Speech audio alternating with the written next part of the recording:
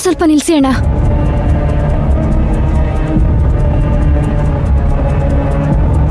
ನೀವಿಲ್ಲೇ ಇರಿ, ನಾನು ಹೋಗಿ ಬರ್ತೀನಿ.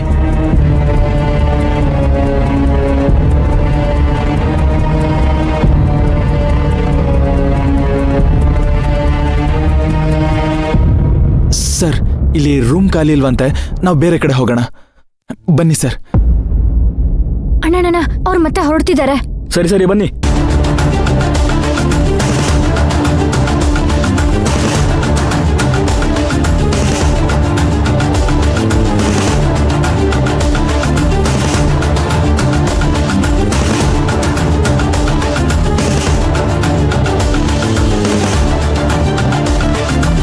ಅಣ್ಣ ಅಲ್ಲಿ ಮುಂದೆ ನಿಲ್ಸಿ. ಹಾ ಆಯ್ತು. ಸರ್, ಇಲ್ಲೊಂದ್ಸರಿ ನೋಡ್ತೀನಿ.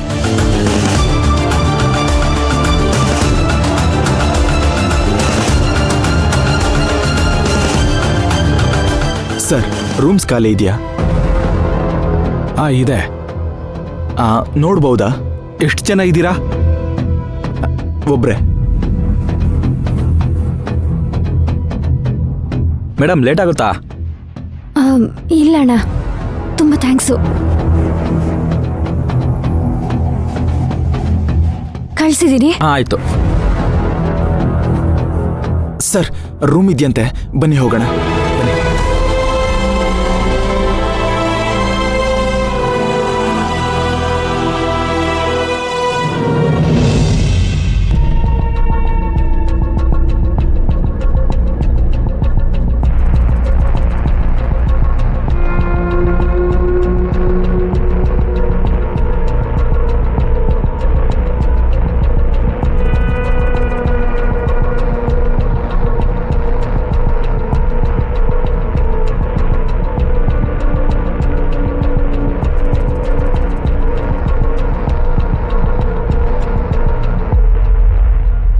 ಸರ್, ಇಲ್ಲಿ 1 ಸೆಕೆಂಡ್ ಉಳ್ಕೊಳ್ಳೋದಕ್ಕಾಗಲ್ಲ. ಬನ್ನಿ ಸರ್, ಬೇರೆ ಕಡೆ ಹೋಗೋಣ. ಇಲ್ಲ ಪರವಾಗಿಲ್ಲ ಧ್ರುವ, ನಾನು ಇಲ್ಲೇ ಇರ್ತೀನಿ, ನೀನು ಹೋಗಿ ಪೇಮೆಂಟ್ ಮಾಡ್ಬಾ. ಸರ್, ಇಲ್ಲ, ಅದು ನೀವು. ಸರ್, ಇದು ನಿಮ್ಗೆ ಸೂಟ್ ಆಗಲ್ಲ ಸರ್. ಇಲ್ಲಿ ನನಗೆ ನಿಲ್ಲಕ್ಕಾಗ್ತಿಲ್ಲ. ಇಲ್ಲ, ನನಗೀ ಜಾಗ ಓಕೆ, ನೀನು ಹೋಗಿ ಪೇಮೆಂಟ್ ಮಾಡ್ಬಾ. ಸರ್, ದುಡ್ಡಿನ ಬಗ್ಗೆ ಯೋಚನೆ ಮಾಡಬೇಡಿ, ನಾನು ಪೇ ಮಾಡ್ತೀನಿ. ಆದರೆ ಯಾವುದಾದ್ರೂ ಒಳ್ಳೆ ಜಾಗಕ್ಕೆ ಹೋಗೋಣ. ನೀವು ಪರವಾಗಿಲ್ಲ ಧ್ರುವ, ನೀನು ಹೋಗು, ದುಡ್ಡು ಕೊಟ್ಬಿಡ್ಬಾ, ನಾನು ಇಲ್ಲೇ ಇರ್ತೀನಿ. ಸರ್, ಬೇಡ ಸರ್, ನನ್ನ ಮಾತು ಕೇಳಿ ಸರ್. ಈಗ ನೀನು ನನ್ನ ಮಾತು ಕೇಳ್ತೀವಲ್ವೋ? ಹೋಗು ಹೋಗು ಅನ್ನಲ್ಲ.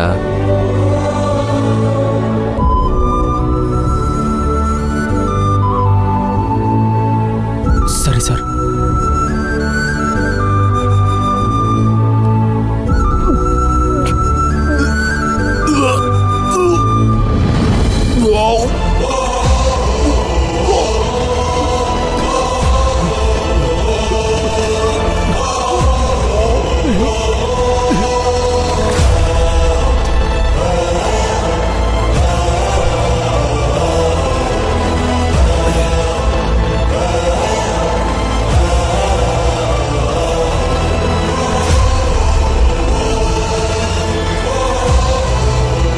ಪೇ ಮಾಡಿ ಬಂದ ಧ್ರುವ? ಹಾಂ ಸರ್, ಮಾಡಿಬಿಟ್ಟು ಬಂದೆ. ಸರ್, ನನಗೆ ಗೊತ್ತು, ನಾನು ನಿಮಗೆ ಹೇಳೋ ಸ್ಥಿತಿನಲ್ಲಿಲ್ಲ. ಆದರೆ ದಯವಿಟ್ಟು ಇನ್ನೊಂದ್ಸಲ ಯೋಚನೆ ಮಾಡಿ ಸರ್. ಈ ಜಾಗದಲ್ಲಿ ನನಗೆ ನಿಲ್ಲಕ್ಕಾಗ್ತಿಲ್ಲ, ಅಂಥದ್ರಲ್ಲಿ ನೀವು.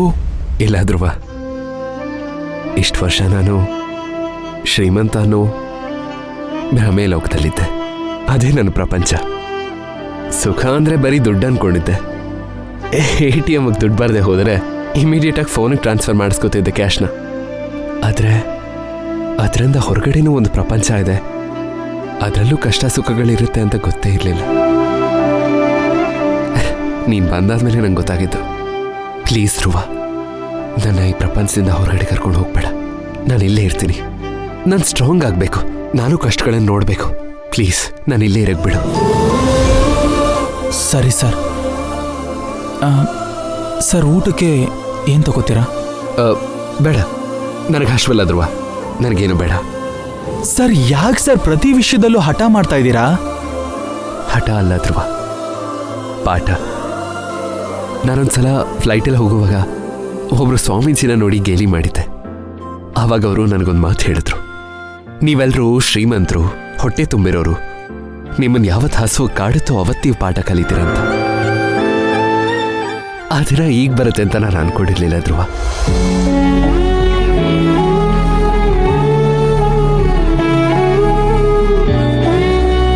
ಸರ್, ಆದರೂ ನಿಮ್ಮ ನಿರ್ಧಾರನ ದಯವಿಟ್ಟು ಚೇಂಜ್ ಮಾಡ್ಕೊಳ್ಳೋದಕ್ಕೆ ಟ್ರೈ ಮಾಡಿ ಸರ್, ಪ್ಲೀಸ್.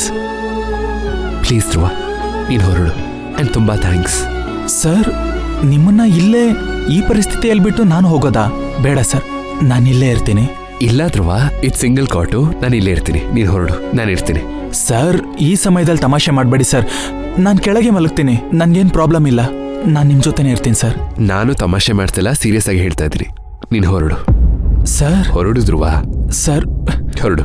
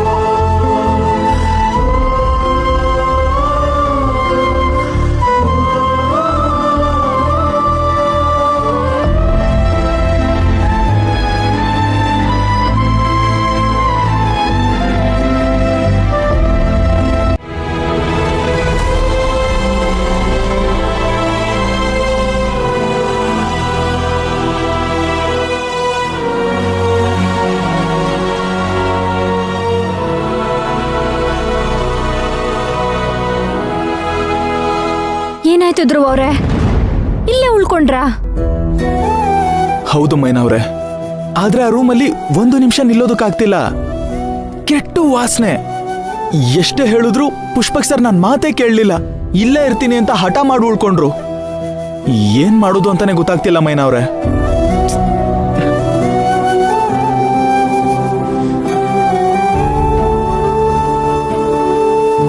ಇಷ್ಟಕ್ಕೆಲ್ಲ ಕಾರಣ ನಾನೇ. ಇಷ್ಟಕ್ಕೆಲ್ಲ ನಾನೇ ಕಾರಣ ಆಗ್ಬಿಟ್ಟೆ. ನನ್ನಿಂದಾನೇ ಇಷ್ಟೆಲ್ಲ ಆಗ್ತಿರೋದು. ಇಲ್ಲ ಮೈನವ್ರೆ, ಇದ್ಯಾವುದು ನಿಮ್ಮಿಂದ ಆಗ್ತಿಲ್ಲ. ಇದೆಲ್ಲ ಆಗಿದ್ ನನ್ನಿಂದ.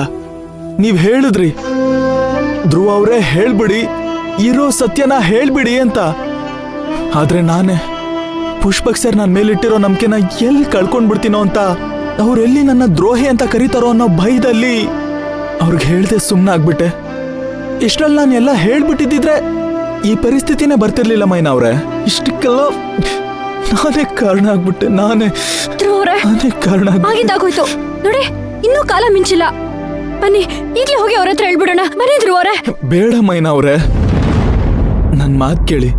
ಅವ್ರಿರೋ ಪರಿಸ್ಥಿತಿನ ನೋಡಿನೂ ನಮ್ ಪ್ರೀತಿ ವಿಷಯನ ಹೇಳೋದಕ್ಕಾಗಲ್ಲ.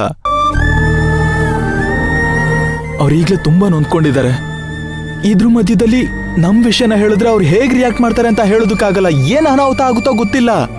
ಹಾಗಂತ ಇನ್ನೂ ತಡೆದ್ರೆ ಅನಾಹುತ ಇನ್ನೂ ದೊಡ್ಡದಾಗ್ಬಿಡುತ್ತೆ. ನನ್ ಮಾತು ಅರ್ಥ ಮಾಡ್ಕೊಳ್ಳಿ ಮೈನವ್ರೆ. ಪ್ಲೀಸ್, ಸದ್ಯಕ್ಕಂತೂ ನನ್ಗೆ ಅವ್ರ ಹತ್ರ ಈ ವಿಷಯನ ಹೇಳೋದಕ್ ಧೈರ್ಯನೇ ಬರ್ತಿಲ್ಲ. ಪ್ಲೀಸ್ ಅರ್ಥ ಮಾಡ್ಕೊಳ್ಳಿ. ಸರಿ, ಈಗ ಏನ್ ಮಾಡ್ಬೇಕು ಅಂತಿದ್ದೀರಾ ಅದನ್ನಾದ್ರೂ ಹೇಳಿ. ಸದ್ಯಕ್ಕೆ ಅವ್ರು ಹೇಗೆ ಹೇಳ್ತಾರೋ ಹಾಗೆ ನಡ್ಕೊಳ್ಳೋಣ. ಮುಂದೆ ಏನಾಗುತ್ತೋ ಆಮೇಲೆ ನೋಡ್ಕೊಂಡ್ರಾಯ್ತು. ಪ್ಲೀಸ್ ಮೈನವ್ರೆ, ನನ್ನ ಮಾತು ಕೇಳಿ ಪ್ಲೀಸ್. ಧ್ರುವ ಅವ್ರೆ, ಇದರಿಂದ ನಮ್ಮ ಪ್ರೀತಿಗೇನು ತೊಂದರೆ ಆಗಲ್ಲ ಅಲ್ವಾ? ನೀವು ಧೈರ್ಯವಾಗಿರಿ. ನಮ್ಮ ಪ್ರೀತಿಗೆ ಇದರಿಂದ ಯಾವ ತೊಂದರೆನೂ ಆಗಲ್ಲ. ಮುಂದೆ ಏನಾಗುತ್ತೋ ನಾನು ಹೇಳೋದಕ್ಕಾಗಲ್ಲ. ಆದ್ರೆ ಇಷ್ಟು ಮಾತ್ರ ಹೇಳಬಲ್ಲೆ, ಧೈರ್ಯವಾಗಿರಿ.